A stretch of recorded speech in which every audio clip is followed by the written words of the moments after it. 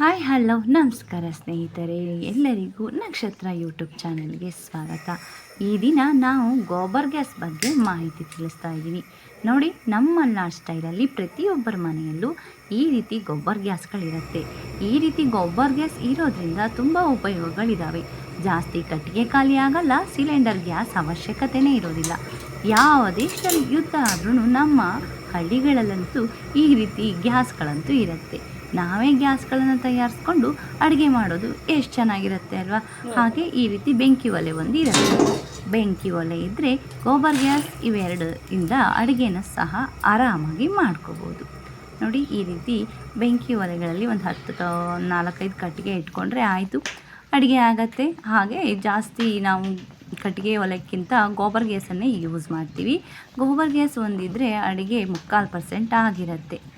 ಹಾಗೆ ಒಂದು 4-5 ದನ ಇದ್ದರೆ ಸಾಕು, ಆರಾಮಾಗಿ ಗೋಬರ್ ಗ್ಯಾಸನ್ನು ಉತ್ಪತ್ತಿ ಮಾಡ್ಕೋಬೋದು. ನೋಡಿ, ನಮ್ಮ ಮನೇಲಿ ಒಂದು 4-5 ದನ ಎಮ್ಮೆಗಳಿದ್ದಾವೆ. ಇವುಗಳ ಸಗಣಿಯಿಂದನೇ ಗೋಬರ್ ಗ್ಯಾಸನ್ನು ಉತ್ಪತ್ತಿ ಮಾಡ್ಕೊಳ್ತೀವಿ.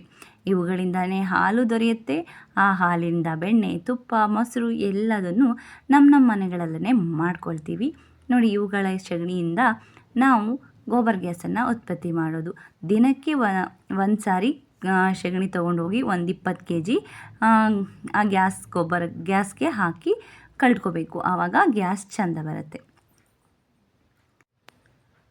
ನೋಡಿ, ಇದೇ ಇವುಗಳ ಸಗಣಿಯಿಂದ ಗ್ಯಾಸ್ ಹೊಂಡಕ್ಕೆ ತೆಗೆದುಕೊಂಡು ಹಾಕ್ಕೋಬೇಕು. ಸಗಣಿನ ಈ ರೀತಿ ಒಂದು ಕೊಟ್ಟಿರ್ತಾರೆ ಡ್ರಮ್ ಥರ. ಆ ಡ್ರಮ್ಮಿಗೆ ಸಗಣಿ ಹಾಕಿ ಅದಕ್ಕೆ ನೀರನ್ನು ಬಿಟ್ಟು ಸಗಣಿನ ಚೆನ್ನಾಗಿ ಕಳ್ಳಬೇಕು.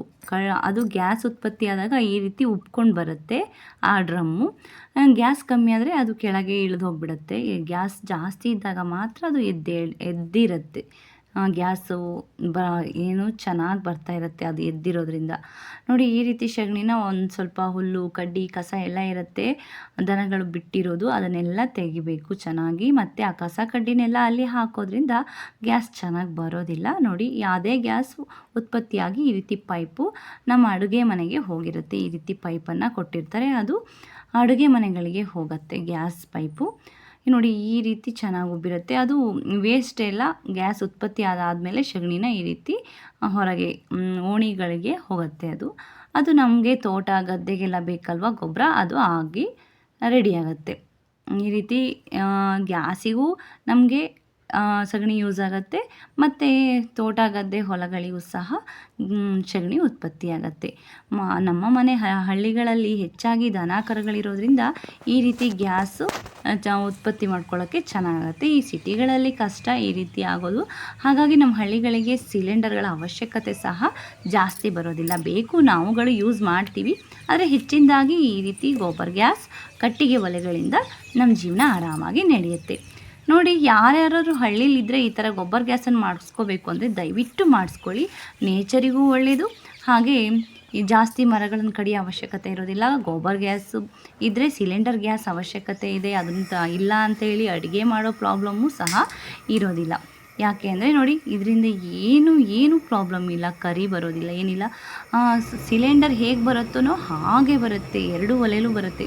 ಗ್ಯಾಸು ಫುಲ್ ಏರಿದಾಗ 2 ಒಲೆಯಲ್ಲೂ ಒಂದೇ ರೀತಿ ಬರುತ್ತೆ. ಆದರೆ ಸ್ವಲ್ಪ ಗ್ಯಾಸ್ ಕಮ್ಮಿ ಆದಾಗ 2ನೇ ಒಲೆಯಲ್ಲಿ ಜಾಸ್ತಿ ಬರೋಲ್ಲ, ಒಂದೇ ಒಲೆ ಜಾಸ್ತಿ ಉರಿಯುತ್ತೆ. ಅದರಲ್ಲೇ ಆರಾಮಾಗಿ ಅಡುಗೆ ಮಾಡ್ಕೋಬೋದು. ಒಂದು 4-5 ಜನಕ್ಕಂತೂ ಬೇರೆ ಗ್ಯಾಸ್ ಅವಶ್ಯಕತೆನೇ ಇಲ್ಲ. 4-5 ಜನಕ್ಕೆ ಈ ಗ್ಯಾಸ್ ಒಂದರಲ್ಲೇ ಅಡುಗೆ, ಕಾಫಿ, ತಿಂಡಿ ಏನನ್ನು ಬೇಕಾದರೂ ಮಾಡ್ಕೊಳ್ಬೋದು. ಜಾಸ್ತಿ ಜನ ಇದ್ದರೆ ಬೆಂಕಿ ಒಲೆ ಅವಶ್ಯಕತೆ ಇರುತ್ತೆ ಅಷ್ಟೇ. ನಮಗೆ ನಾವು ಕೆಲಸಕ್ಕೆ ಜನ ಬಂದಾಗ ಮಾತ್ರ ಈ ರೀತಿ ಕಟ್ಟಿಗೆ ಒಲೆಗಳನ್ನು ಯೂಸ್ ಮಾಡ್ಕೊಳ್ತೀವಿ.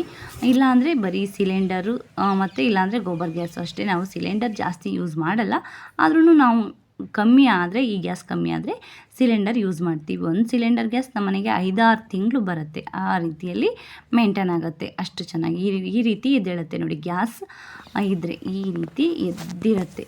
ನೋಡಿ, ಯಾರಾದರೂ ಈ ಗ್ಯಾಸ್ನ ಮಾಡಿಸ್ಕೋಬೇಕು ಅಂದರೆ ಇದು ಮಾಡೋರೆ ಅಂತೇಳಿ ಇರ್ತಾರೆ, ಅವರನ್ನು ಕಾಂಟ್ಯಾಕ್ಟ್ ಮಾಡಿ ಚೆನ್ನಾಗಿ ಮಾಡಿಕೊಡ್ತಾರೆ. ನಮಗೆ ಸಿಕ್ಕಾಪಟ್ಟೆ ಗ್ಯಾಸ್ ಉಳಿಯುತ್ತೆ.